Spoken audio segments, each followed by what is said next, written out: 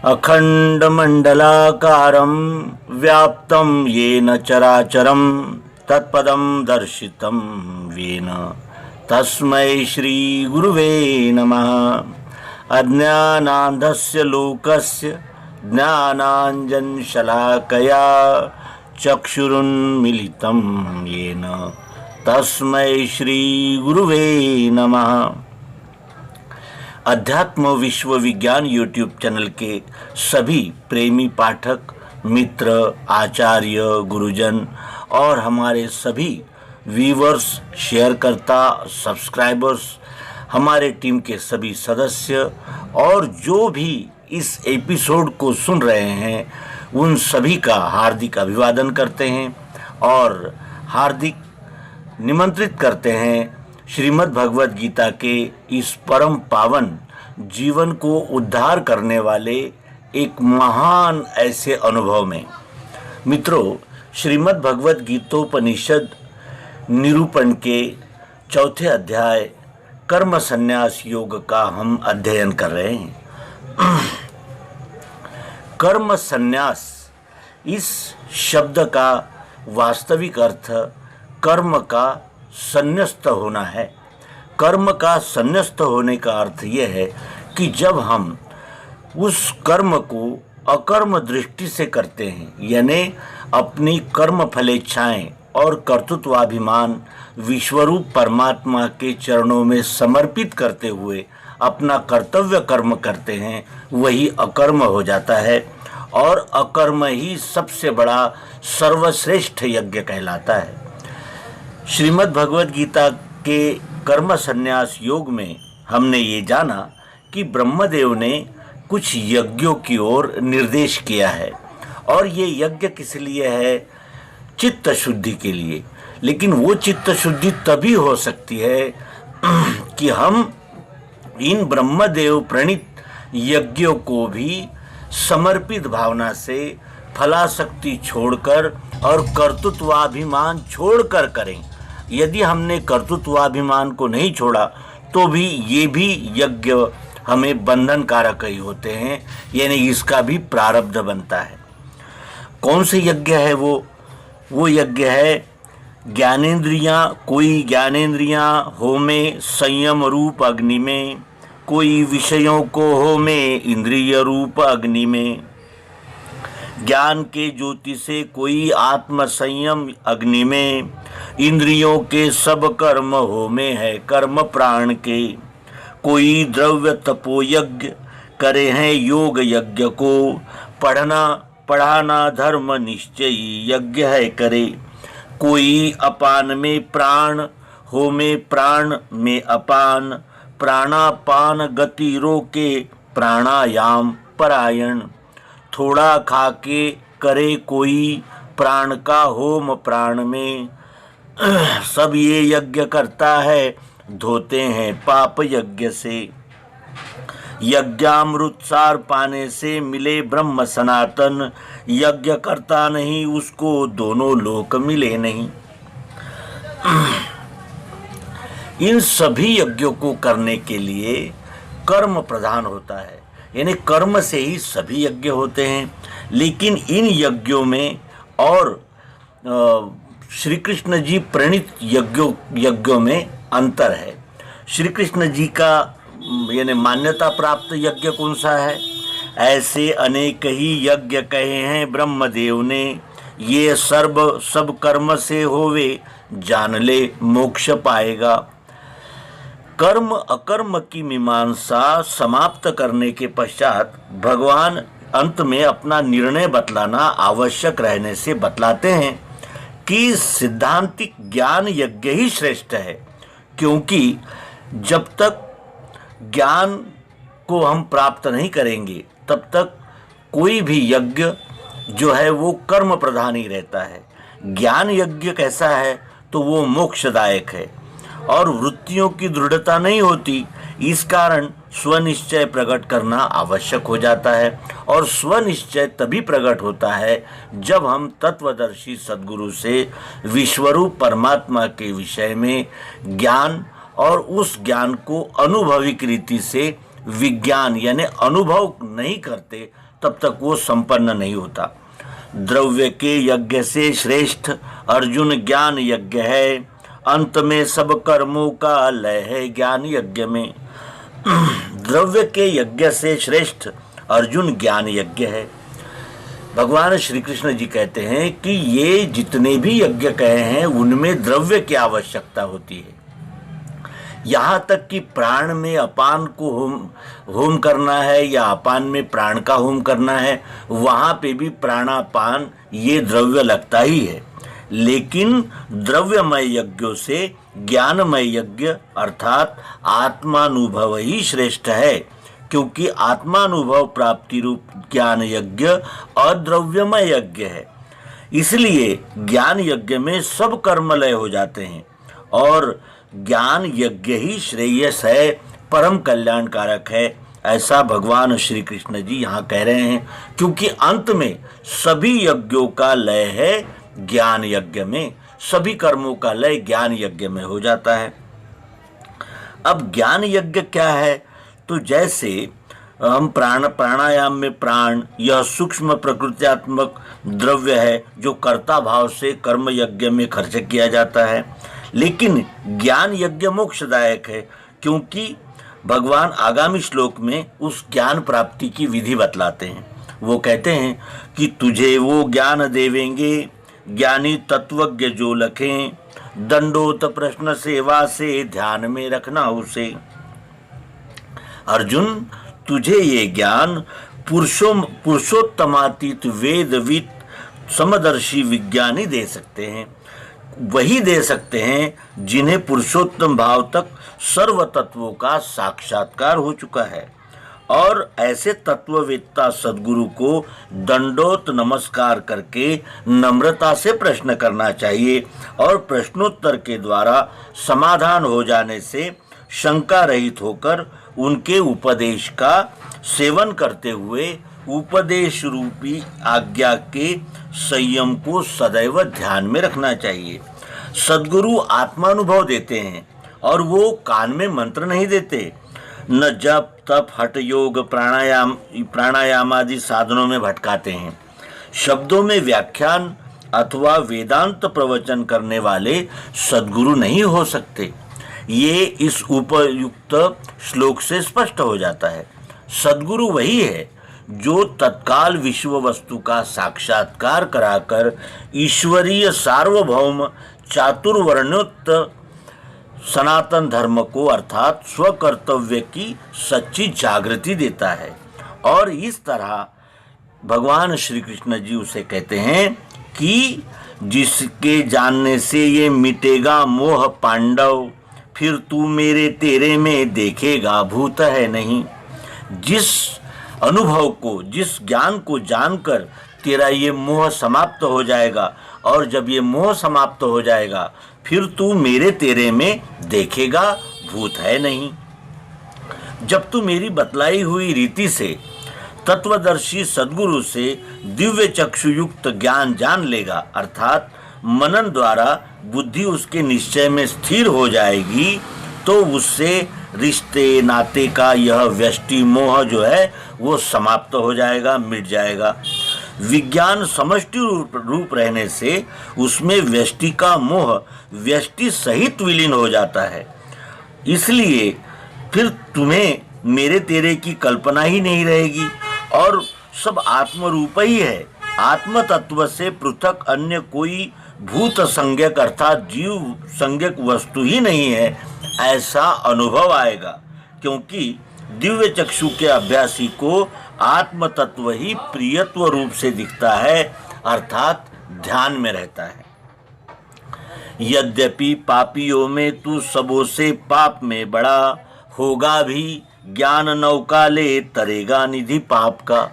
यदि ऐसा मान लिया जाए कि पाप करने वाले सभी पापियों में तू सबसे बड़ा पापी है, तो भी इस अनुभव रूपी दिव्य चक्षु की विज्ञान नौका में स्थिर होकर द्वैत से उत्पन्न होने वाले भ्रम मोह रूपी पाप समुद्र को पार कर जाएगा। इसका अर्थ यह है कि विज्ञान का स्वरूप विश्व बुद्धि में प्रत्यक्ष होते ही यह पाप समुद्र विलीन हो जाता है। अब कुछ इस श्लोक का विपरीत अर्थ कर लेते हैं। कहते हैं कि हम दिव्य चक्षु को जानकर सभी पापों से यानी पाप कर्मों के फलों से मुक्त हो जाते हैं, लेकिन ऐसा नहीं है। परमात्मा दर्शन की आवश्यकता क्यों है? क्योंकि जब हमें आत्मानुभव अर्थात तत्वदर्शी विज्ञानी से विश्वरूप परमात्मा का यथार्थ दर्शन साक्षात्कार हो जाता है, तब मनुष्य सभी पापों से विनिर्मुक्त हो जाता है। यह सिद्धांत है। अब कहीं कहीं कोई विद्वान ऐसा भी कहते हैं कि परमात्मा दर्शन से क्या लाभ है। तो इस प्रश्न के उत्तर को अगर हम ध्यानपूर्वक देखें तो हमें ऐसा ध्यान में आता है कि पुनरपि जननम पुनरपि मरणम, इस प्रकार की गति में सदा बहते रहना ही वास्तव में आत्महनन है, आत्महत्या है। तथा इस प्रकार बहने वाले को उपनिषदों में आत्महत्यारा ऐसा कहते हैं, क्योंकि वो मनुष्य आकार में पशु ही है। इसलिए आत्महनन से अगर छुटकारा पाना है तो उसका एकमात्र उपाय है विज्ञान अनुभव द्वारा परमात्मा दर्शन कर लेना। दूसरा, मनुष्य जो है वो कर्मशील है, सदैव कर्म करता ही रहता है। यह कर्म शास्त्र के नियमानुकूल है या नहीं, इसकी जांच करना भी आवश्यक है।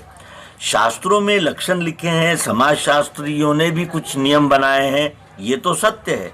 लेकिन अनुभव रहित बुद्धि से जब हम पढ़कर सुनकर चलने से व्यवहार अंधे जैसा हो जाता है, अंधवत हो जाता है। जब तक कोई कसौटी अपने पास न हो तब तक हम किसी भी कर्म की परख नहीं कर सकते, और केवल ग्रंथों के शब्द ज्ञान से ही हम परख नहीं कर पा सकते। कर्मा कर्म के रहस्य को बतलाने वाली पक्की कसौटी एकमात्र अध्यात्म विज्ञान रहने से परमात्मा दर्शन मानव समाज को आवश्यक है, जिससे कर्म बंधन रहित होकर हम निर्वाण पद को प्राप्त कर सकते हैं। तीसरी बात यह है कि धर्म, अर्थ और काम, इनका एकीकरण रूप मोक्ष प्राप्त होने पर प्रकृति नियत गुण धर्म का उदय होकर उसके अनुसार हमारे कर्म होने लगते हैं। यह हमारा प्रत्यक्ष अनुभव है, और इन तीनों का एकत्व केवल अध्यात्म विज्ञान के द्वारा ही हो सकता है। इसलिए अध्यात्म दर्शन के लिए विज्ञान प्राप्ति रूप पुरुषार्थ करना अर्थात मोक्ष के लिए प्रयास करना, ये मनुष्य मात्र का एकमेव कर्तव्य है, ऐसा जान पड़ता है। चौथी बात यह है कि कैसा भी हो, नास्तिक हो, आस्तिक हो, कोई किसी की परवाह न करने वाला हो, कोई भी मनुष्य हो, लेकिन उसे सुख की इच्छा तो रहती ही है, क्योंकि हमारा सभी प्रयास सुख प्राप्ति के लिए रहता है। और उसे सुख तो मिलता है, लेकिन वो क्षणिक मिलता है। शाश्वत सुख कैसे मिलेगा? केवल जगत चर्चा में मग्न रहने से क्या वह सुख प्राप्त हो सकता है? अगर प्रामाणिक दृष्टि से यदि इसका उत्तर खोजे तो उसका उत्तर आता है कि नहीं। क्यों? तो फिर प्रश्न ये उठता है कि सुख की प्राप्ति कैसे होगी, क्या करने से होगी, किस अवस्था में होगी, दूसरों पर प्रेम क्यों करना चाहिए, और ये सुख की इच्छा होती है निर्माण, इसका कारण क्या है, इत्यादि प्रश्नों का निर्णय इसी अध्यात्म विज्ञान के द्वारा होता है, क्योंकि वो अचल शांति और शाश्वत सुख सहित परमात्मा दर्शन होने पर ही इस आवश्यकता की पूर्ति होती है। यानी जीव को शाश्वत, अखंड और सदैव आनंद और सुख प्राप्त हो सकता है। क्षणिक सुख से हमारी तृप्ति नहीं होती, इसीलिए तो सुख आता है और चला जाता है, फिर हम रीते के रीते जैसे है वैसे ही रह जाते हैं। इसीलिए यहाँ ये भगवान का कहना अत्यंत महत्वपूर्ण जान पड़ता है कि यद्यपि पापियों में तू सबों से पाप में बड़ा होगा भी, ज्ञान नौका ले तरेगा निधि पाप का। अब जैसे चेता हुआ अग्नि काष्ठों को भस्म है करे, वैसे ज्ञानाग्नि ही सारे कर्मों को भस्म है करे। जैसे लकड़ियों का ढेर जब अग्नि उसे जला देती है तो संपूर्ण ढेर को भस्म कर देती है, उसी प्रकार कर्मों का समूह रूपी काष्ठ जो है वो विज्ञान रूपी अग्नि प्रज्वलित होते ही सभी कर्मों का समूह तत्काल भस्म हो जाता है। इसका अर्थ यह है कि कर्ता भाव समाप्त होते ही कर्म फल भोग रहता ही नहीं। विज्ञान द्वारा कर्ता भाव दग्ध होते ही फिर कर्म फल भोग भी समाप्त हो जाता है, क्योंकि उसका भोगने वाला ही नहीं रहता। ये व्यष्टि अहंकार समष्टि अहंकार में लय होने से उसका भोगता ही नहीं रहता, तो फिर कर्म फल और प्रारब्ध का क्या वहाँ स्थान होगा। इसीलिए भगवान कहते हैं कि यहाँ ज्ञान बिना दूजा पवित्र और है नहीं, सो स्वयं योग संसिद्ध काल से निज में लखे। इस मनुष्य लोक में ज्ञान बिना दूसरा कुछ भी पवित्र नहीं है, क्योंकि ज्ञान हमें भी पवित्र करता है और हमारे संपर्क में आने वाला हर जीव पवित्र होता है। इसलिए यहाँ ये जो ज्ञान है वो यानी जो स्वयं योग संसिद्ध काल से निज में लखे, इसका क्या आशय है? इसका आशय है कि विज्ञान योग के सिवाय अन्य कुछ भी पवित्र नहीं है, क्योंकि बाकी जितने भी कर्म है या ज्ञान है वे सब द्वैत भाव धारण करके मानिंदी के कल्पना से अपवित्र और यानी जिसे कहते हैं कि हमें मोह जाल में फंसाने वाले ही रहते हैं। लेकिन विज्ञान द्वारा यथार्थ वस्तु अनुभव से वस्तु का वास्तविक रूप विश्व रूप दर्शन होकर भ्रामिक द्वैत युक्त अपवित्रता समाप्त हो जाती है। इसका अर्थ यह है कि पाप होना बंद हो जाता है, पाप करने से हम छूट जाते हैं। और इसीलिए जब योग संसिद्ध जब हम हो जाते हैं, जब हमारा अध्यात्म विज्ञान योग जब सिद्ध हो जाता है, हम अध्यात्म योग के द्वारा ही हर कार्य को कर्म को करने लगते हैं, तब वो हमें ये दिखने लगता है कि हमारा व्यष्टि यानी जो अहंकार है वो समाप्त हो गया है, और व्यष्टि अहंकार समाप्त होते ही द्वैत भावना का लय हो जाता है। श्रद्धावान दत्त चित्त लहे ज्ञान जितेंद्रिय, ज्ञान की प्राप्ति होते ही स्थायी शांति उसे मिले। श्रद्धावान दत्त चित्त लहे ज्ञान जितेंद्रिय, यहाँ कुछ कसौटियाँ कही गई है। श्रद्धावान और दत्त चित्त यानी जिसका चित्त लक्ष्य के प्रति एकदम जागृत है, एकाग्र है, और जितेंद्रिय जिसने अपने इंद्रियों पर संयम कर लिया है, इंद्रियों को नियंत्रित और नियमित किया है, ऐसे व्यक्ति को ज्ञान की प्राप्ति होते ही स्थायी शांति उसे मिले। आत्मानुभव योग जो है वो प्राप्त करने के लिए हमें सात्विक श्रद्धावान होना अत्यंत आवश्यक है, और जिसका चित्त एकाग्रता से श्रवण मनन में जमा हुआ है और जो इंद्रियों को जीतकर विज्ञान प्राप्त करता है, उसी को ज्ञान की प्राप्ति होती है, और ज्ञान की प्राप्ति होते ही उसे स्थायी शांति प्राप्त हो जाती है। ऐसा क्यों? ज्ञान की स्थायी शांति क्यों प्राप्त होती है? तो इसका कारण यह है कि जब चित्त श्रवण मनन में दत्तता यानी एकाग्रता से जम जाता है, तब इंद्रियों को योगाभ्यास द्वारा वह श्रद्धावान जीतकर उस विज्ञान योग को प्राप्त कर लेता है, अर्थात निधिध्यासन तक पहुंच जाता है, और तब उसको सदैव स्थित रहने वाली स्थायी यौगिक शांति प्राप्त हो जाती है। यानी उसकी जो शांति है, उसमें उसको जो शांति मिलती है वो आती जाती नहीं है, वो उसको स्थायी रूप से उपलब्ध रहती है। अज्ञानी हीन श्रद्धा से संशयी नाश में मिले, दोनों लोग गए उसके मिले न सुख शांति का। जो विवेकहीन है, अज्ञानी है, श्रद्धा से हीन है, संशयी है, वो सब नाश को प्राप्त होते हैं, अर्थात उनको ये स्थायी योग प्राप्त नहीं होता। और इसीलिए और इसके लिए ये भी जानना आवश्यक है कि श्रद्धा 3 प्रकार की होती है, सात्विक, राजस और तामस। सात्विक श्रद्धा उसे कहते हैं जो सत्य पे निष्ठा रखती है और जो सत्य का ही अनुसरण करती है, सत्य को प्राप्त करने में ही संलग्न होती है। राजसी श्रद्धा होती है वो कामना प्रधान रहती है, जिसमें फल की अपेक्षा मूल रूप से रहती है। और तामसी तो जैसा लगता है वही, जैसा सुनते हैं वही सत्य लगता है और उसी को सत्य मानकर मनमाना आचरण करने लगता है, वो तामसी श्रद्धा होती है। इसीलिए तीनों श्रद्धाओं का यहाँ उल्लेख किया गया है। अज्ञानी जो तमोगुणी श्रद्धावान है, हीन श्रद्धा से वो भी तमोगुणी श्रद्धावान है, संशयी ये राजसी श्रद्धावान है। ये दोनों श्रद्धाओं को रखने वाले नाश को प्राप्त होते हैं, यानी इनको कुछ भी तथ्य हाथ नहीं लगता। और इसीलिए यहाँ भगवान श्री कृष्ण जी सावधान करते हुए कहते हैं कि दोनों लोग गए उसके, न उसको इस जन्म में आनंद और स्थायी शांति मिल सकती है, न आगामी जन्म में मिल सकती है।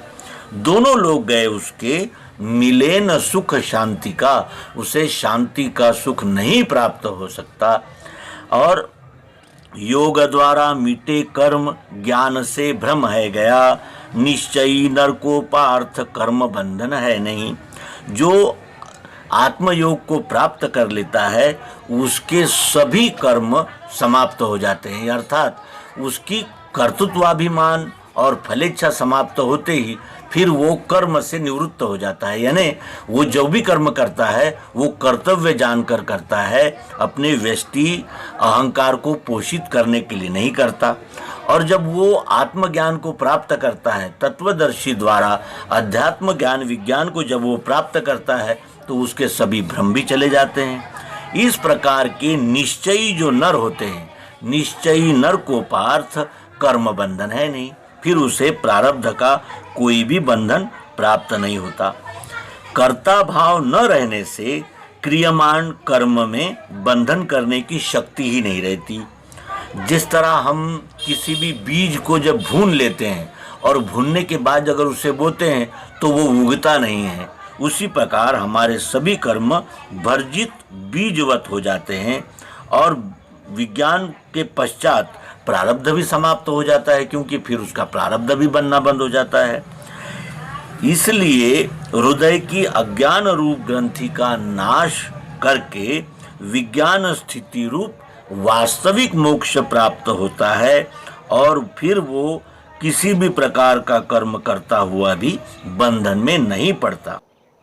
अब यहाँ ये जानना अत्यंत आवश्यक होता है कि कर्म के प्रकार कितने हैं और उसके कितने विभाजन किए जा सकते हैं। तो मनुष्य के कर्म के ज्ञान दृष्टि से दो भेद होते हैं, एक होता है संचित और दूसरा होता है प्रारब्ध। कामना या फलेच्छा रहित निष्काम कर्म से संचित बनता है और फलेच्छा सहित सकाम कर्म से प्रारब्ध बनता है। इन दो प्रकार के कर्मों का फल भोग प्राप्त होने के लिए जो भी पिछले समय में कर चुका है वह वर्तमान देह उसको प्राप्त होता है और इस जन्म में जो संचित प्रारब्ध निष्काम सकाम कर्म होते हैं उनसे आगामी जन्म प्राप्त होता है। ये नियम है। अब इनमें से जो पूर्व कर्म है जिनसे ये देह मिला है वो भोग कर ही समाप्त होता है और उन पर किसी प्रकार से किसी का बस नहीं चल सकता, यानी उस पर कोई नियंत्रण नहीं हो सकता। हाँ, हम वर्तमान समय में जीव कर्म करने के लिए स्वतंत्र है और वह जैसे चाहे वैसे कर्म कर सकता है, भले या बुरे, लेकिन उन कर्मों का फल भोग उनकी स्वेच्छा के अनुसार नहीं है। इसका अर्थ ये है कि वह उसे भोगना ही भोगना पड़ेगा, भोगना ही होगा। जैसे लिया हुआ कर्जा देना ही होता है, उसी प्रकार ये कर्म अज्ञानी हो या ज्ञानी हो दोनों को भोगना ही पड़ता है। ज्ञानी अर्थात जो आत्मज्ञानी होता है उसे प्रारब्ध भोगना पड़ता है और संचित का फल भोग उसकी निंदा स्तुति करने वालों में बंटकर समाप्त हो जाता है, क्योंकि ये उसके निष्काम कर्म का फल भोग रहने से दिया हुआ कर्जा होता है। इसलिए लेना और न लेना ये उसके अधिकार में है। अज्ञानी का प्रथम तो निष्काम कर्म भी ज्ञान रहित होता है और दूसरे उसकी निंदा स्तुति यथार्थ रहने से उसका फल वही भोगता है। इसका अर्थ यह है कि ज्ञानी निंदा स्तुति से परे रहता है। पूर्व कर्म से ज्ञानी और अज्ञानी ये दोनों जुड़े होते हैं और इन दोनों का कर्म जो है वो संचित और प्रारब्ध इन दोनों बातों में बटा हुआ रहता है।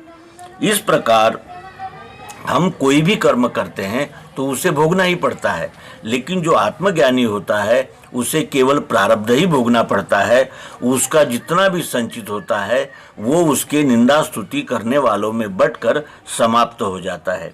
इसलिए भगवान श्री कृष्ण जी इस 41वें श्लोक में कहते हैं कि योग द्वारा मिटे कर्म ज्ञान से भ्रम है गया, निश्चयी नरकोपार्थ कर्म बंधन है नहीं। अज्ञानोत्पन्न तस्मात् हिये का भ्रम भारत, ज्ञान के खड्ग से मारो योग कर्म करो उठो।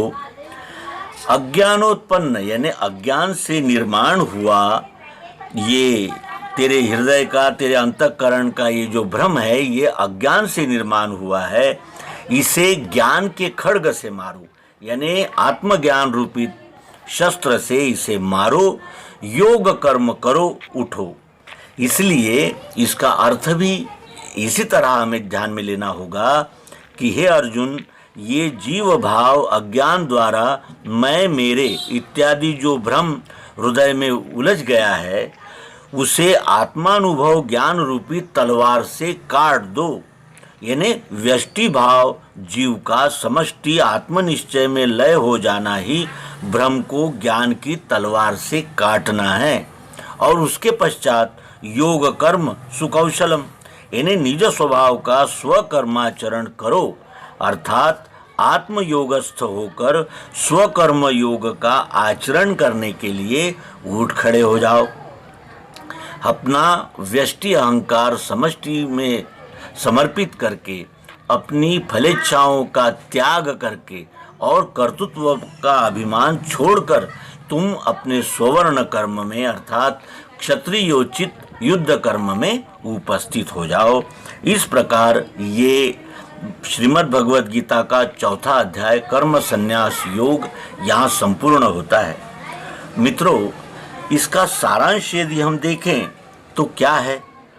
श्री कृष्ण जी कहते हैं कि मेरे अर्थात अवतार के ये गुरु कुंजी जो है वो अवतार देने के लिए आते हैं। इस आत्मयोग को परंपरा से प्राप्त किया गया है। प्रथम विवस्वान मनु ने अपने पुत्र इक्ष्वाकु को समझाया, उसके पश्चात धीरे धीरे इस आत्मयोग का लोप हो गया। अब मैं तुझे वही आत्मयोग दे रहा हूँ, ये तू यहाँ जान ले, क्योंकि बुद्धि में जो कोई भी भाव का निश्चय होगा वही दृश्य में दिखलाई देगा, अर्थात भाव से दृश्य छिप जाएगा। इसलिए तू केवल आत्मयोग को अपनी बुद्धि में स्थिर करते हुए अपने स्वकर्म को ही ग्रहण कर, इससे ब्रह्म स्थिति का परम लाभ तुझे प्राप्त हो जाएगा। इसका उपसंहार भगवान श्री मायानंद जी चैतन्य करते हैं। मेरा अव्यय योग ये प्रथम ही गाया विवस्वान ने, इक्ष्वाकु तक सो चला फिर मिटा मैं दे रहा जानने। जो जो भाव स्वबुद्धि में स्थित करे सो दृश्य देखे वही, लेना तू इससे स्वकर्म अपना है लाभ में ब्रह्म ही। इस प्रकार यहाँ ब्रह्म विद्यांतर्गत योग शास्त्र विषयक श्री कृष्णार्जुन संवाद रूप श्रीमद् भगवद गीतोपनिषद का 4था कर्म संन्यास संज्ञक अध्याय संपूर्ण हुआ। आप सभी से पुनः अनुरोध है कि आप इन एपिसोड्स को अधिक से अधिक शेयर करें, अध्यात्म विश्व विज्ञान यूट्यूब चैनल को अधिक से अधिक सब्सक्राइब करें और अध्यात्म विश्व विज्ञान यूट्यूब चैनल के द्वारा ये श्रीमद् भगवद गीता का निरूपण मालिका जो प्रस्तुत की जा रही है उसका अधिक से अधिक जन जन तक लाभ पहुंचाने में सहयोग करें। इसी प्रार्थना के साथ नर्मदे हर सद्गुरु भगवान की जय, विश्वरूप परमात्मा की जय। ओम शांति शांति शांति।